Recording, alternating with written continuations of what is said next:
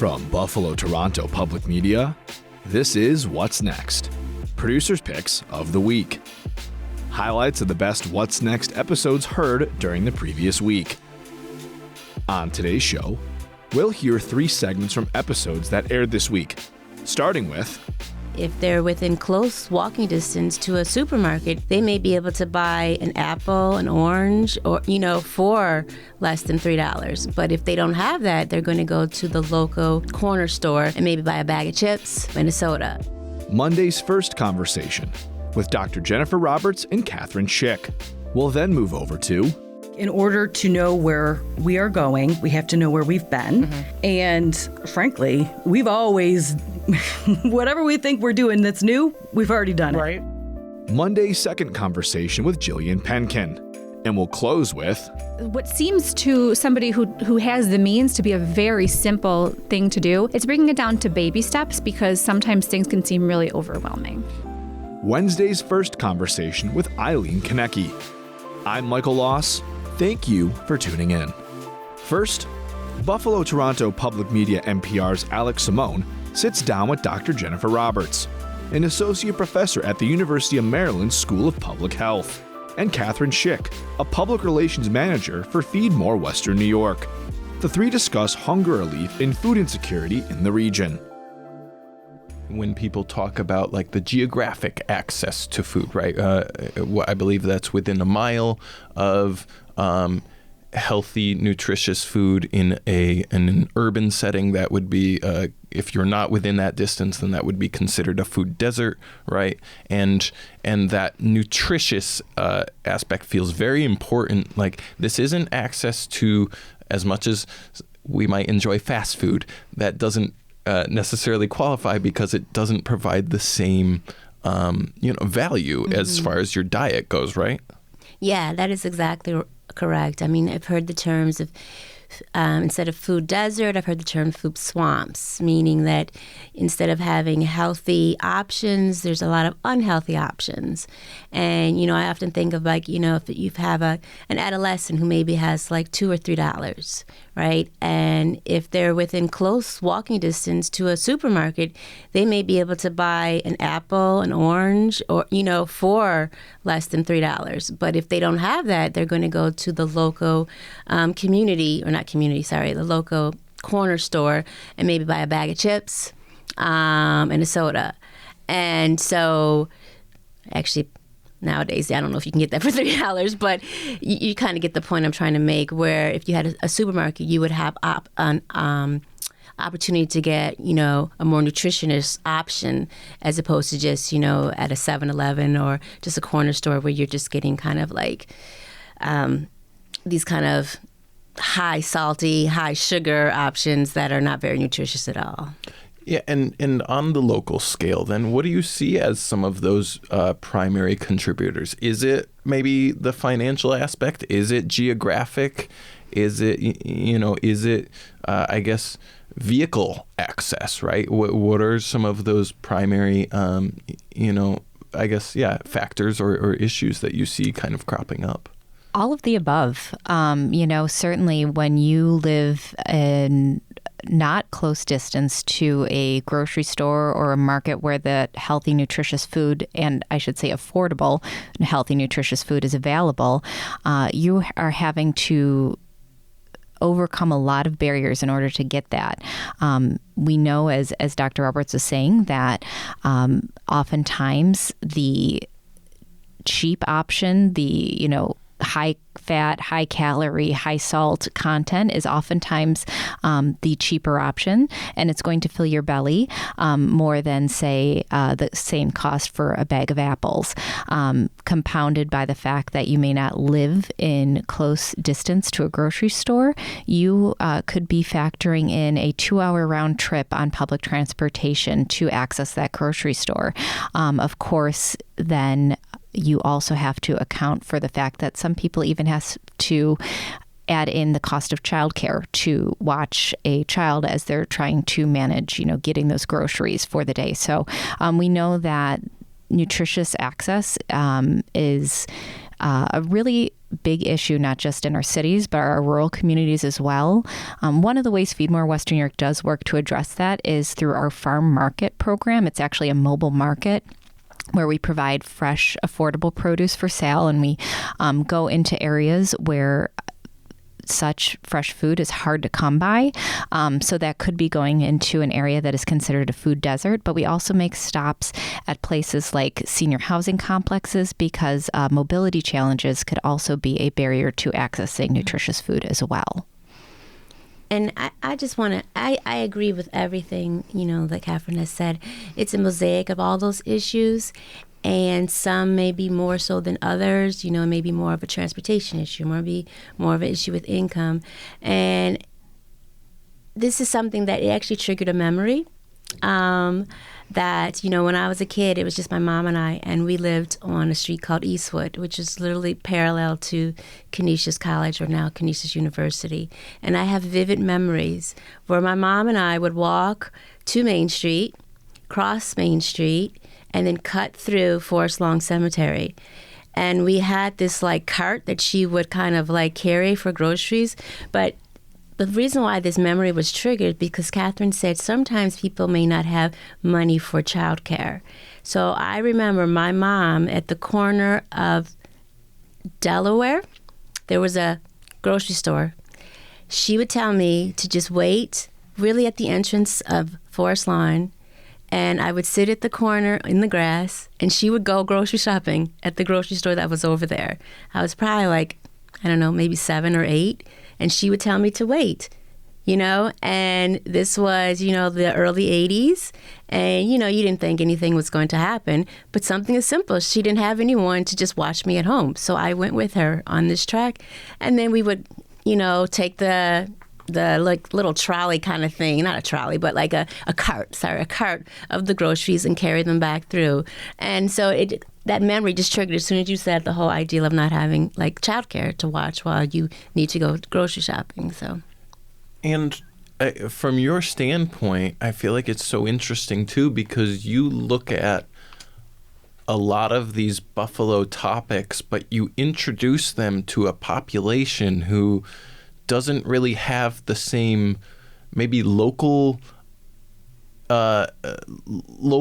understanding, right, of what the actual Buffalo community is like, or Western New York as a whole, right? Mm-hmm. It's, talking with your students at the University of Maryland, what does that do as far as bringing in maybe a different perspective to and problem solving and looking at different solutions when they're from other areas. Right. They don't have maybe certain prior thought processes on the area.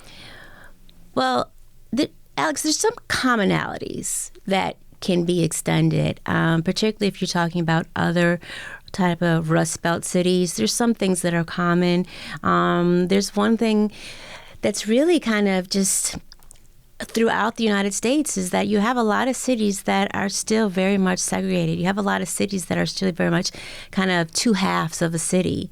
And that's one aspect that is common. I live in Baltimore now, and you have those same kind of issues. And so when I talk about this to people from other areas, they can actually map these kind of common themes to where they come from, and they can see oh, okay, I understand where, your quote east side, that was our north side, and they can kind of understand that and relate to a certain degree.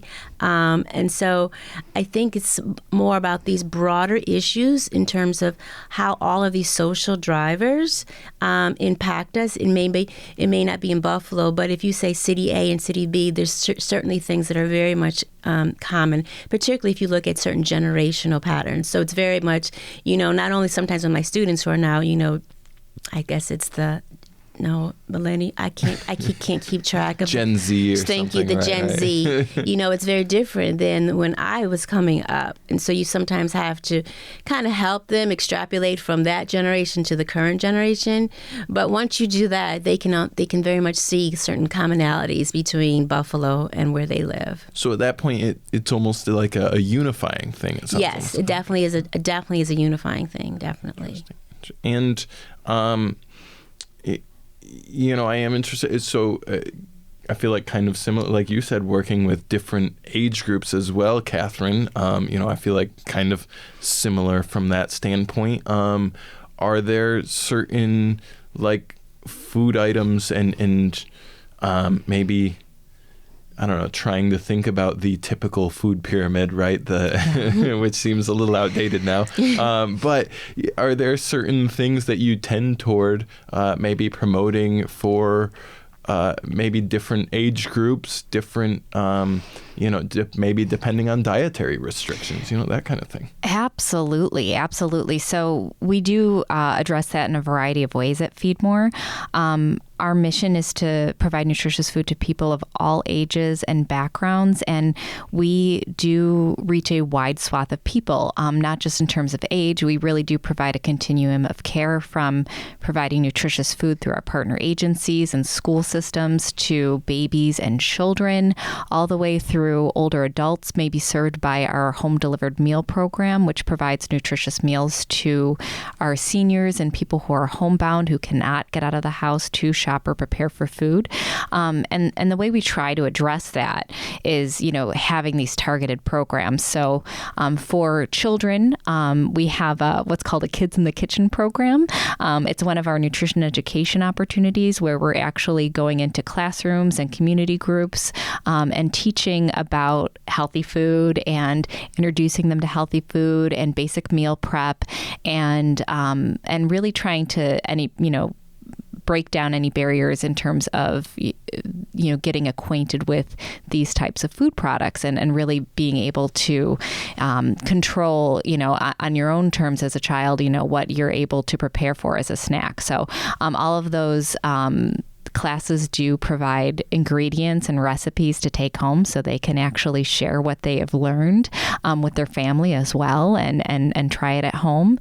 And then, on the older adult side, we are providing, medically tailored meals for our community members with maybe specific dietary needs. So we have a renal diet for our older adults for, maybe experiencing kidney disease or kidney problems. We have a diabetes-friendly diet, a ground diet, a bland diet, and all of these, diets are meeting at least 1/3 of the RDA. So having different ways through targeted feeding programs based on, those age demographics and corresponding needs is one of the ways we're trying to make sure that we're providing the right nutritious food to our community members based on where they are in life.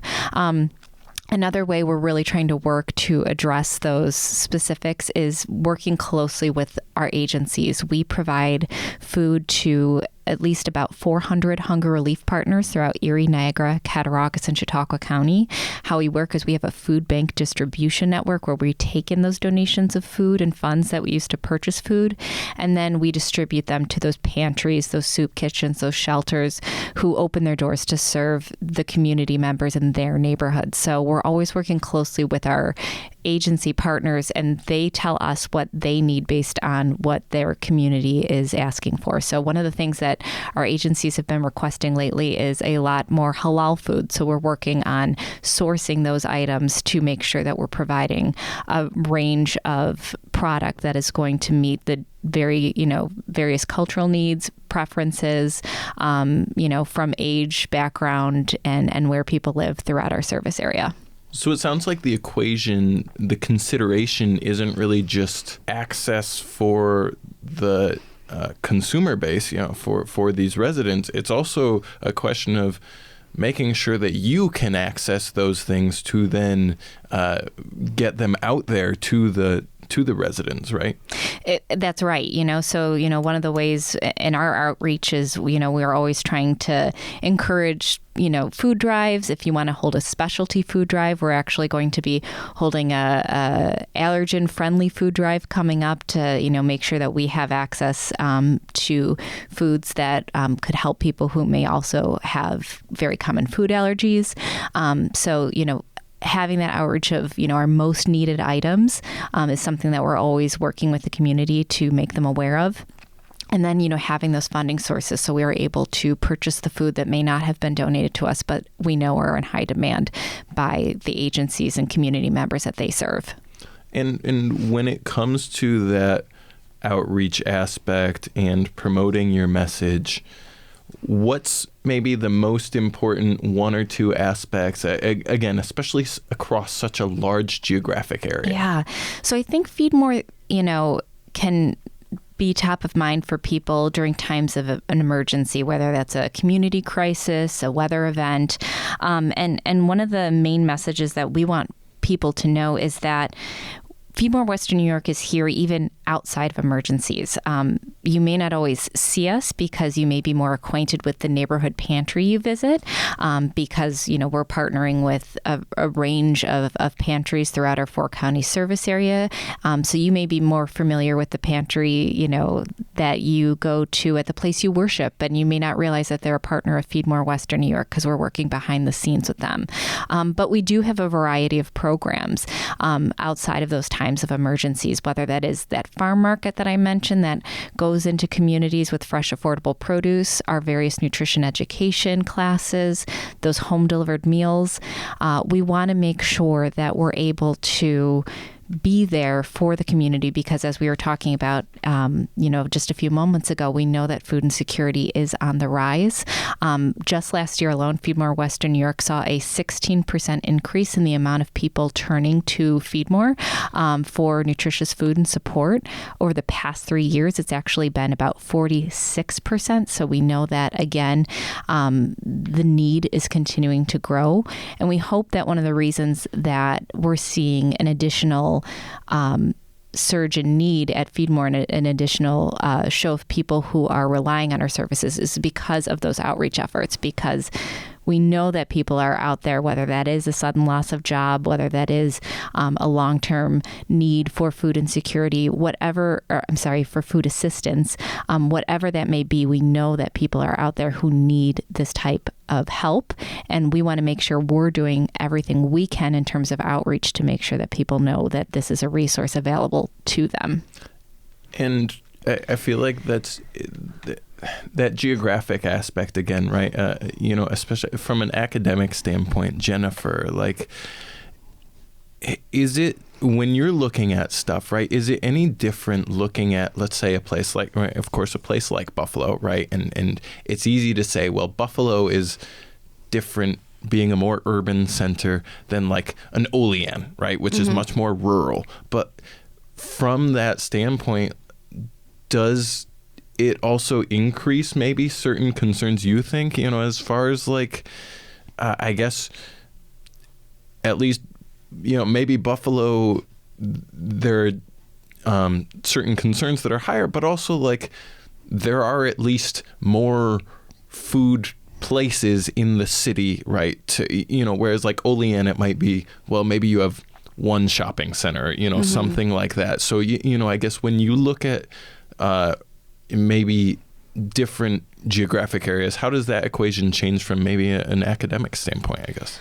Well, I know that, that's a really good question. But I do know that, when the government was changing these kind of definitions or kind of trying to define, quote unquote, food deserts, if it was a more rural area, I think it went out to more like 5 miles, I think. Yep. But then there was some stipulation whether or not you owned a vehicle. So there's different factors that come into place when you're talking about the spatial dynamics. But I think within the city, you have a tendency sometimes to just get lost, even though it may be closer to more quote unquote options. Those options may not be necessarily the best options. And then sometimes also, if you think about it in a rural area, you may have an option that a lot of people don't think about it in the urban area, and that is, let me just try and grow something. You may actually have a little plot of land to say, okay, let me, get some seed and grow some lettuce and grow some tomatoes, where you may not have that if you live in a high rise, So there's different complexities in terms of, a more rural area versus a more urban area in terms of the likelihood of being able to access healthy and nutritious foods and being able to have a variety of those options to actually access those foods. That was Dr. Jennifer Roberts, an associate professor at the University of Maryland School of Public Health, and Catherine Shick, a public relations manager for FeedMore Western New York. We'll then move over to a conversation on women in construction. Ekua Mends-Aidoo sits down with Jillian Penkin, founder of Penkin Consulting, and the Northeast Regional Director of the National Association for Women in Construction. The two discuss the demographics of the construction industry and the challenges that face women in construction. You were in a challenging space and you decided, okay, I've had enough. I want to do something else, get into the space. And so talk about what it is that you do through your consulting firm at this point. What are you doing and how are you helping other women? Because it sounds like, we had a conversation before you started to get into that. So how do you describe what it is that you do with those organizations? So I do a lot of assessment, Okay. right? I go into other companies or I talk to other leaders, owners, executives, and try to assess why they're maybe having issues with employee retention or employee dissatisfaction. Mm-hmm. Every company has those, what I call friction fixers, right? That one or two or three, if they're very lucky, handful of employees that are just incredible, and then they lose them or they're about to lose them. And try and figure out why. Why is that happening? And a lot of times it might be their culture doesn't feel so great. Right. A lot of times their value statement doesn't match the values that they feel internally. Their talk isn't matching their walk, right? And so I want them to understand that they can change that. And it takes investing in their employees in a different way. It's not always about money. You do need to pay your people. Sure. Right? Yeah. I mean, and that's just Maslow's hierarchy of needs, right? Like you need to make sure that you are providing your employees are not, if you're working 40 hours a week, you should be able to feed yourself, right? But you should also be able to have a psychologically safe environment, where you're not feeling nervous to speak up or as an employee that you're allowed to make a mistake. We're all going to make mistakes. Right. But that you're not going to make one mistake and get fired for it. Yeah. And I mean, the journey of what you're talking about, obviously it hits into this diversity, equity, and inclusion space. And I know you mentioned that you're a very strong advocate of DEI. Obviously, there's been a lot of challenges, with executive orders and things that have come up. And so I'm wondering how that's impacted the work that you do. Have you seen any folks kind of veering away from centering conversation in their organization around that as well? Absolutely. And it is personally very disappointing to see companies pull away from policies that they said were very important to them. And to any decision maker that's listening, I hope that you know that your employees are not stupid, right? They know what was on your company website and they know what's on it today. Right. So if you took a policy off, if you took wording off of your company website, they know that. They also know if you're choosing to say nothing. And sometimes that's the worst thing you can do, is stay silent. We all watch the news. We all know what's going on. And choosing to say nothing is sometimes even louder. Right. And very rarely do we fill in the blanks with the best case scenarios, right? Transparency, I think, is so important. From leadership to all of our teams. Have a conversation. Be that thought leader. Lead your teams in the best way possible. Provide that space so that your employees can have conversations with each other. That's a great way to create that safe space, even if you maybe don't share the same thoughts, opinions, and values. Right. Of course, I hope you do. I hope that you all do support diversity, equity, and inclusion. But a lot of times, I feel like the folks that don't, it's because they don't understand what it means. So I recently, I have a blog on my website, and I just shared the definitions of these words: diverse, diversity, equity, equitable inclusion. Because I think we do ourselves such a disservice by continually saying DEI instead of saying all of the words. Because we kind of acronym ourselves to death. Right. Construction is great at that. Oh my God. Do we have, I mean, every industry, right? But, we have an acronym for just about everything. I mean, we were looking a few up earlier, weren't we? Right. But if someone says that they don't support DEI, well, what don't you support? What does that stand for? You don't support what? And there's been a lot of conversations, I think, even showing how much support increases once folks really understand what it means and how it lends itself in the organization as well. And so I know earlier we started to talk a little bit about like Title VII and Title IX, and I wanted to just get your insights around, the challenges around those and how that's impacting your business and the businesses that you help at this point. I have so many examples, and it really does. It breaks my heart, and because these are people I know personally that are impacted immediately, and also children in our community, in our Buffalo, right, in our Buffalo that are immediately impacted negatively by the changes. In this administration. And another thing I do in my business is I talk and I use history. Okay. Specifically women's history. That's my favorite. Right. Because I think it's important. I think in order to know where we are going, we have to know where we've been. And frankly, we've always, whatever we think we're doing that's new, we've already done it. Right. And when we talk about what Title IX and what Title VII is, this comes from our civil rights amendments. And I think a lot of times when people think about the civil rights movement, it's very interesting because we all have a lens with which we look at the world.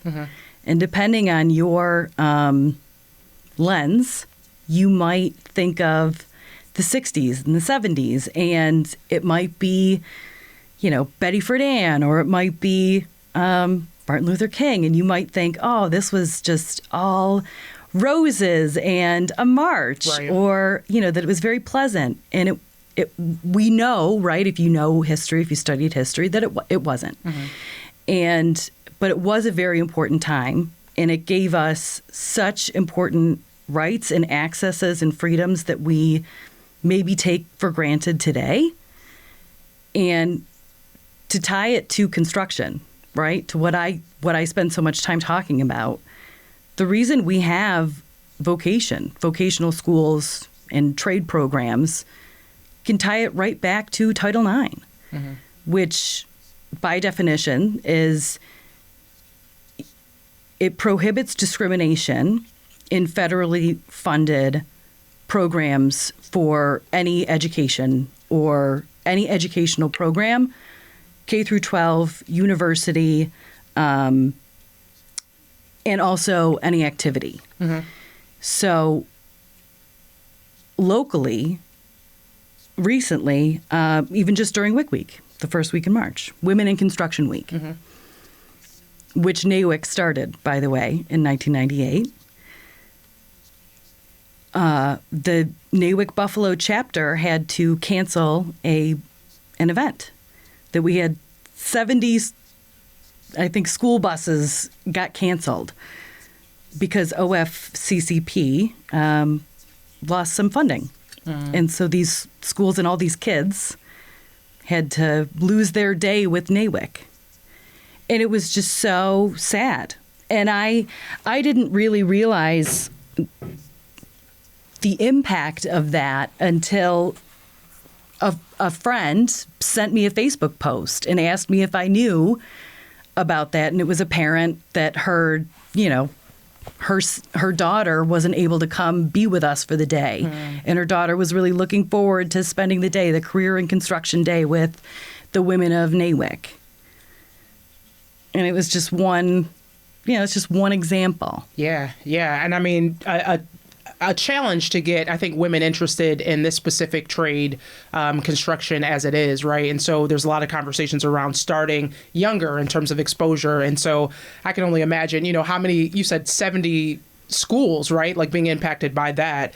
What about some of the challenges in construction that we're still facing today, right? And so access to mentorship, right? Hygiene-friendly restrooms and areas for women to have for themselves. Like what other things are you seeing from that standpoint? When I talk about construction, I think it is a microcosm for our world. Mm-hmm. It is just a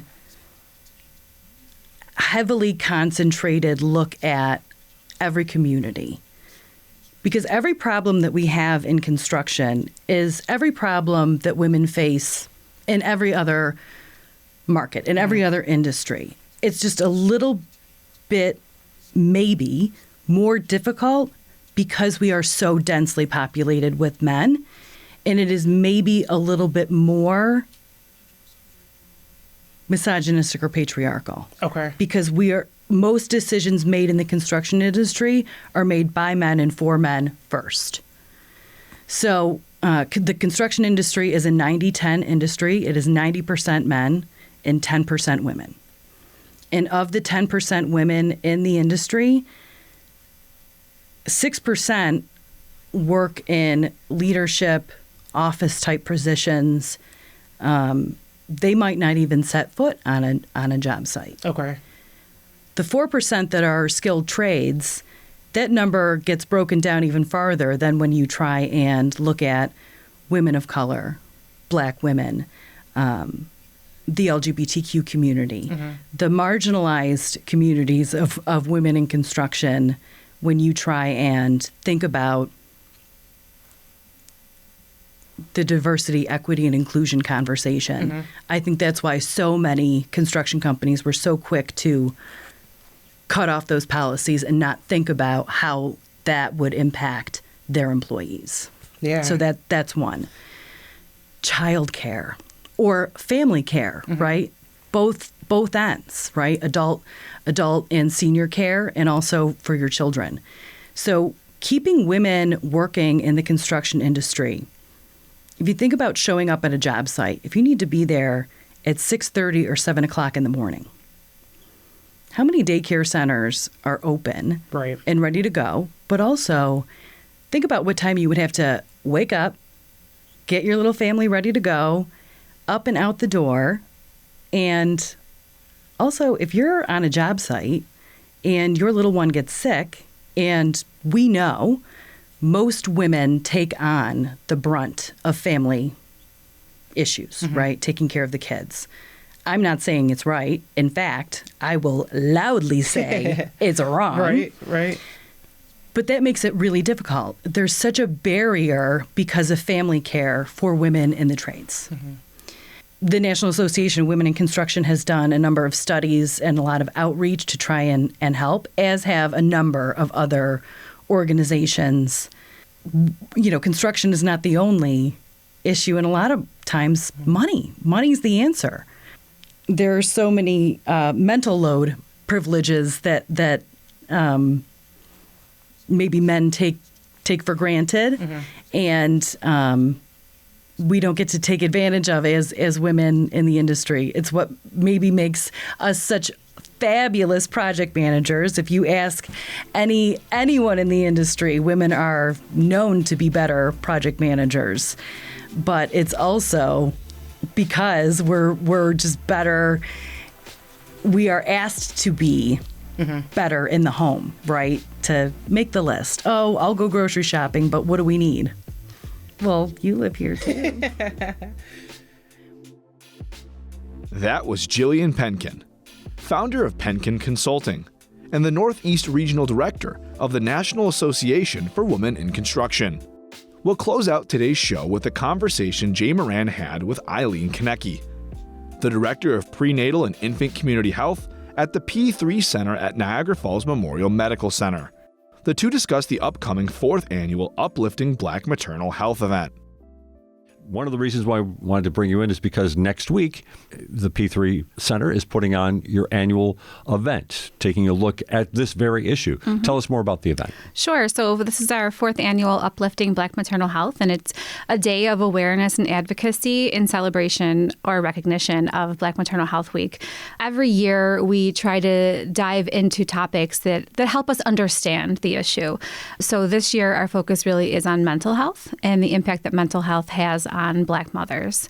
And just jumping back to those stats that I gave earlier, in New York State, actually, the numbers are even more drastic. Yes. A report came out last year that states that in New York State, Black women are dying at nearly 5 times the rate of white women due to pregnancy-related causes.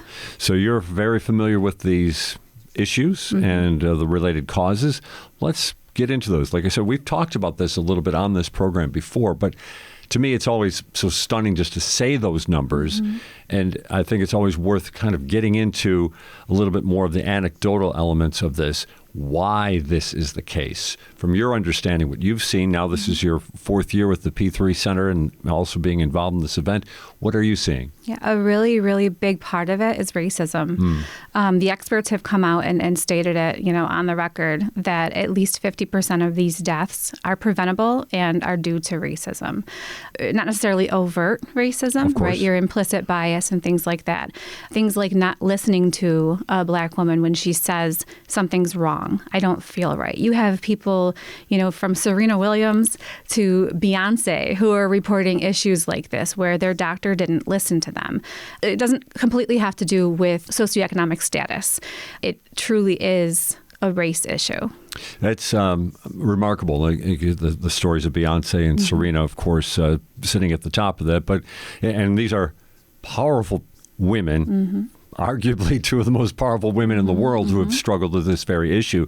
So if we take it a little further down the line, somebody who might not have that type of agency, more difficult for them. And is that kind of what you're hearing from some of the people of Niagara Falls as well? For sure. There's a lot of distrust of the system, whether it's the healthcare system or just social services in general that we find. And people aren't as willing to talk about the issues that they're having. They're not as willing to see their doctor and that sort of a thing. So they have to know that they are going to be heard and respected. So many people have heard of the Hear Her campaign from the CDC. And the idea behind that is that women know what their body is supposed to feel like. They know what's normal and what's not normal, and we really need to take them seriously. Well, we won't let you, I was going to ask you why this might be the case with a health professional, but I think maybe kind of in the things we've already talked about here, it does come somewhat obvious. But then what about from the women's perspective and some of the work you do?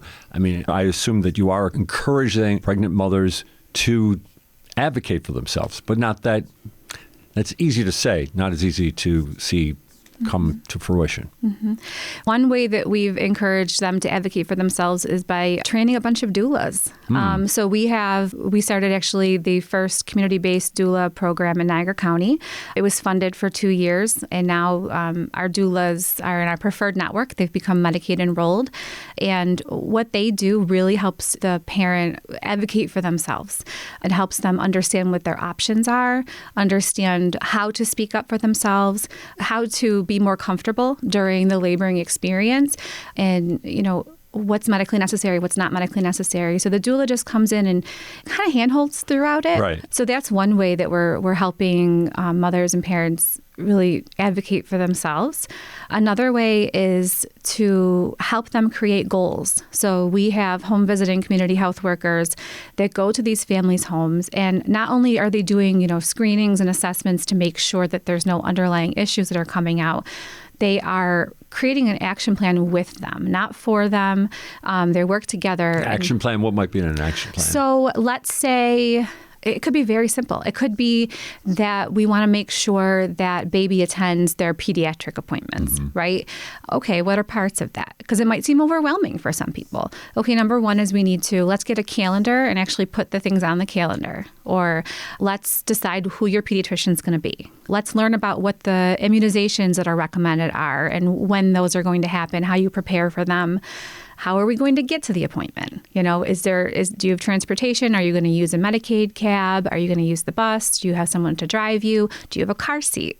It's breaking what seems to somebody who has the means to be a very simple thing to do. It's breaking it down to baby steps, because sometimes things can seem really overwhelming. Yeah, it's as you mentioned the car seat. I flashed back to 28 years from today, thinking about snapping our newborn into that car with the nurse looking over our shoulder and making sure that we did it correct. I mean, it sounds simple, but if you haven't done it recently, there's nothing simple about snapping a car seat and a newborn into the back seat of a car, for sure. So that is interesting. I guess maybe let's just expand that a little bit more about that experience, so the overall experience of these young, I'm assuming young, probably more often than not, young Black mothers. I mean, really, we work with all ages, but oftentimes they're in their 20s, I would say. It would be the typical age. But so, and we do work with all moms, not just Black moms. It does tend to be over 50% of the moms we work with are Black moms. Okay. The goal is that they are, basically the target is Medicaid eligible. So that's pretty open. And honestly, if there's a family that needs extra support that isn't Medicaid eligible, we don't typically turn them away. If they need support, they need support, and we help them. So the biggest issue that we see for families is transportation, and we've tried to alleviate that. It's certainly not a perfect system. We help guide them through the Medicaid cab process to get to their appointments. One of our workers has the right experience to drive the hospital van. So if they can't get to an appointment, she'll pick them up, or to some of our workshops, she'll pick them up. There are roadblocks, for example, we can't drive children in that situation, right? So there's always going to be little roadblocks that we're trying to navigate that. Honestly, a lot of the community that we serve lives in the blocks surrounding the hospital. So when it's something at the hospital, a lot of times they can walk, which is really helpful. But now, of course, there are issues of pediatricians, right?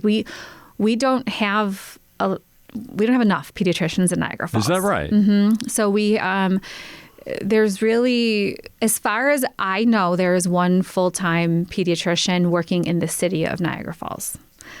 That's stunning. Right. You can go to the suburbs, right? You can go to Wheatfield, you can go to Lewiston, but right in the city, there's one.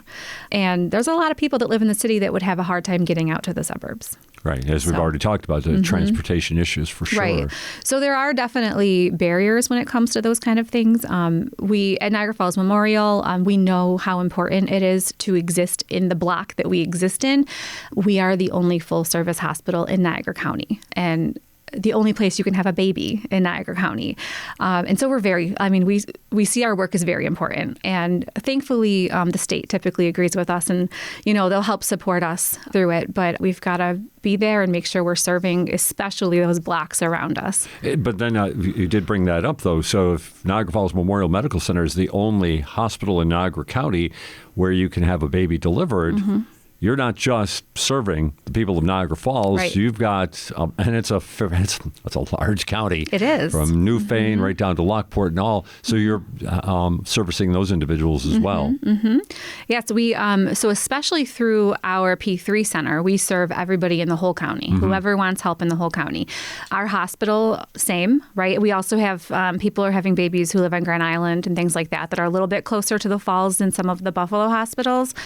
The majority of who we serve is right in Niagara Falls, but we are definitely, with recent closures, we've kind of expanded, how many people are coming to us. So obviously, further parts of the county, transportation also an issue, maybe in a little different look to it, for sure. In the rural areas, it could be a long ride from from the eastern edge of Niagara County, southeastern edge of Niagara County, all the way to Niagara Falls, for sure.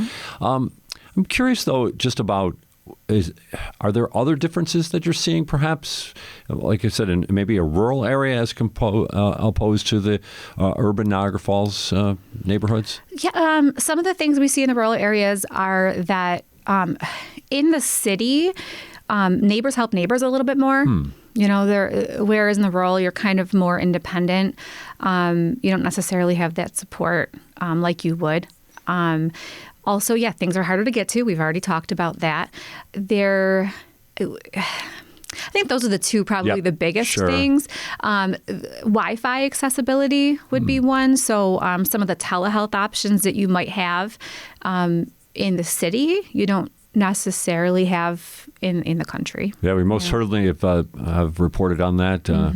About broadband access in rural areas. It most certainly is a wide gap when it comes to some areas, most certainly Orleans County, one that really jumps out to mind for sure. We're talking with Eileen Kineke. She is the Director of Prenatal and Infant Community Health at the P3 Center at Niagara Falls Memorial Medical Center.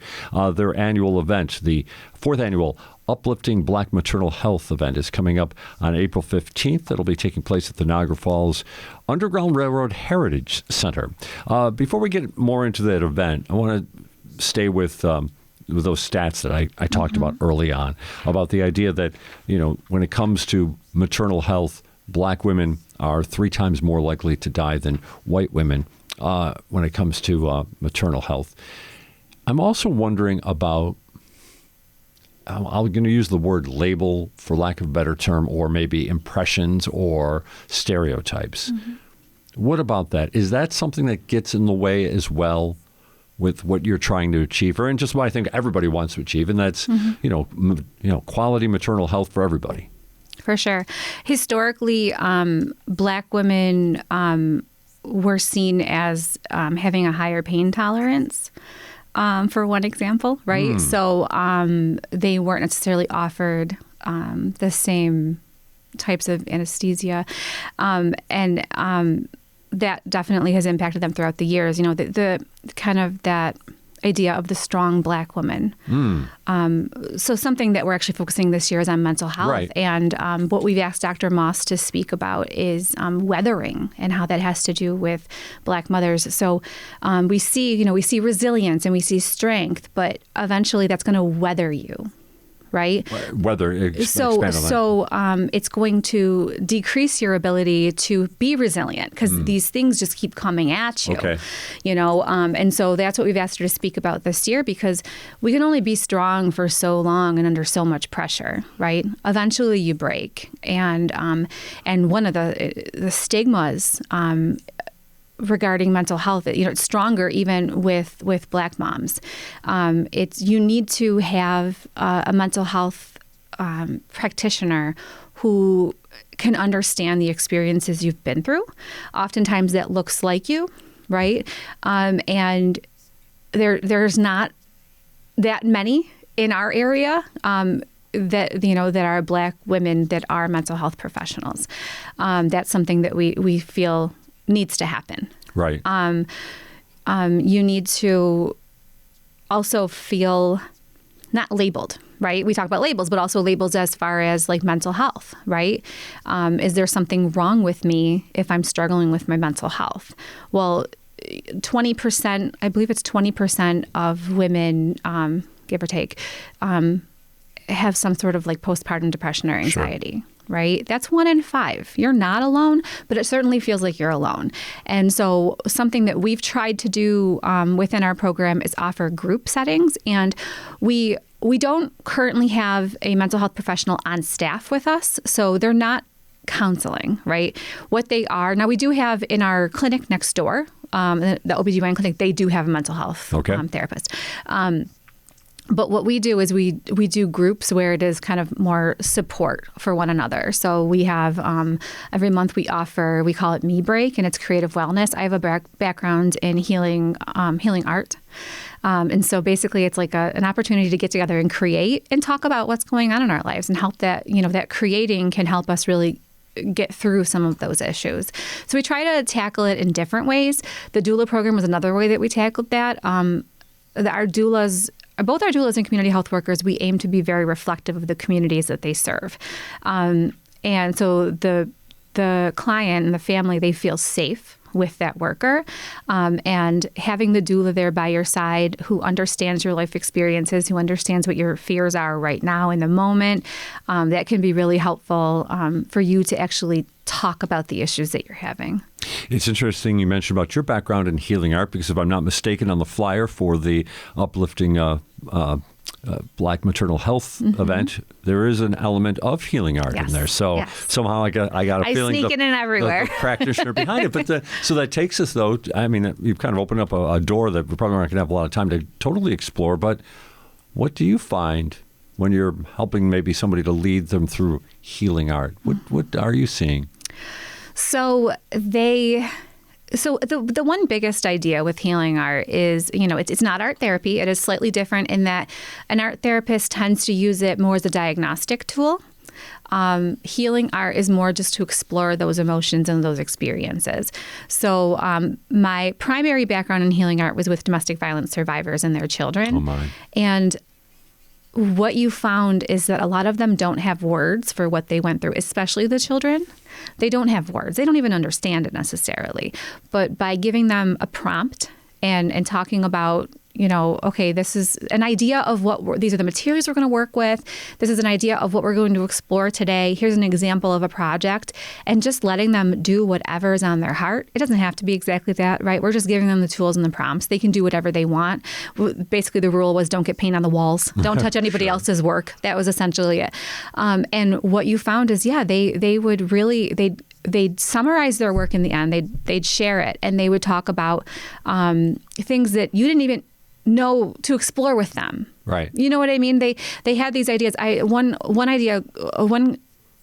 experience I had was with a survivor who I worked with for many years, and the project. I can't even remember what the project was. She definitely deviated from it. I feel like we were making maps or something like that, maps of our lives, and she made a sky full of stars. Okay. And I'm always intrigued by what comes out of the prompt, right? Because a sky full of stars in my head is not a map, but that doesn't matter because I'm not the one creating it. I'm not the one who experienced it. And when I, asked her to explain it, we always, it's an option. They don't have to. But when I asked her to explain it, she said, this is, it's only in darkness that you can see the stars. Wow. And maybe, that's exactly what she needed in that moment. And that was part of the exhibit that year, right? Regardless of, it wasn't a map. It didn't matter. But this is her map of her life, right? She sees the stars because she's been through such darkness. And so healing art I can go on and on about that, but right. it definitely impacts families who have experienced trauma. I was trained through a program in California called A Window Between Worlds, and that's where, that's the curriculum I worked off of for years when I was with the domestic violence survivors. And I'm an artist myself. That's how I handle my stuff. Mm-hmm. And so I just like to share that with people. Wow. I mean, that really is... amazing, like you said. We could probably continue on for a while, but there was another element of this event that you've now are heading into your fourth year. Mm-hmm. Is it Fatima? Fatima. Fatima's mm-hmm. Heart. Mm-hmm. Tell us the background of Fatima's Heart. Absolutely. So Fatima Matthews, she was a community advocate who experienced her own very scary health journey. When she had her youngest child, afterwards, she started to show some symptoms of a cardiac issue. For example, she got so tired, she nearly passed out at work, that sort of a thing. And come to find out, she had postpartum cardiomyopathy. And for years, she was kind of, she kind of didn't want to face the reality of it. She kind of just did the bare minimum to keep herself going. And then eventually it came to she needed an intervention or else, that was it. So she ended up getting a device that she had to be connected to her, and she had to carry it externally. And she was very resistant to that device. And eventually she started being proud of it. She'd, carry it in a cute bag. It was an accessory, part of her thing. And she went out telling her story to everyone in the community. And we were very fortunate to have her come to Uplifting Black Maternal Health back 2 years ago and share her story. And she really inspired everyone. And we try to learn and grow every time anyone tells us their story, especially in our community within programs like this. And so it got us thinking, how can we address cardiac health? And the research that we did showed us that having home monitoring of blood pressure can help address issues, help, let the doctors even know they exist, right? They might not even know. So if you're monitoring at home, you might see an issue that you wouldn't show up in the doctor's office necessarily. And so they're showing that, I think it was actually a study in Boston that showed that this worked, these home monitoring systems. So we reached out to the Preeclampsia Foundation, who puts together what they call cuff kits. So it was a home blood pressure cuff that is rated for pregnancy, along with information, and there's connections to videos on their website and things like that. So we partnered with Create a Healthier Niagara Falls Collaborative and the Cornell Cooperative Extension Veggie Van to put together a full program, which incorporates the cuffs and the education around them, but then also workshops that help you learn and practice blood pressure control strategies. So, for instance, every time they come, they get a bag of local food. Okay. So we're talking about nutrition, right? Sure. We have the SNAP Ed educators come in and talk about, they do like a demonstration of cooking. I do healing art, of course. We have a yoga instructor who also does meditation. And then we go for walks. So it's all these different things that are proven to help control blood pressure. When I did my research on the healing arts and how it helps to control blood pressure, I was blown away because I always knew it was a mental health thing. Right. But it turns out it really affects your whole body, your whole health. It can reduce the length of hospital stays. It can increase your pain tolerance. Like, it's insane. So that's a really special program. So unfortunately, while we were developing the program, Fatima passed away. So we decided to name it after her in her honor. So it's called Fatima's Heart. And so last year at Uplifting Black Maternal Health, we invited her family, and we dedicated the day to Fatima, and then told them of our plans to create the program, and they were very excited about it. So. Absolutely. And so now the 4th annual Uplifting Black Maternal Health, it's taking place on April 15th from 10 until 4 at the Niagara Falls Underground Railroad Heritage Center. You've got a keynote speaker. Just give us a brief kind of understanding of what the event is going to be like. Sure. So Dr. Davina Moss, she is I believe a psychologist. She's a mental health professional, and she's actually, this is the 3rd time we've welcomed her back to speak, because she is the expert when it comes to maternal mental health. So she's going to be speaking to us, like I said earlier, about weathering, and that, like, these Black mothers have so many stresses coming at them, and it's going to affect their mental health. So that's the keynote. The plenary is Brian Archie, who we work very close with the Create a Healthier Niagara Falls Collaborative, and he has a background in suicide prevention education. And suicide is one of the top killers of moms. And so we think it's really important for the community at large to understand how to prevent suicide, what are the signs to look for, and that sort of a thing. So we're welcoming him to speak on that. And these days are heavy, right? These events are heavy. So we call it uplifting because it's more than just give you the depressing statistics, right? And that will do it for this edition of Producer's Picks of the Week. We thank our guests, Dr. Jennifer Roberts, Catherine Shick, Jillian Penkin, and Eileen Kineke. If you missed anything, or just want to hear it again, you can get this program as a podcast wherever you get your podcasts, including the full individual episodes aired in today's compilation. Each episode is online at btpm.org. I'm Michael Loss.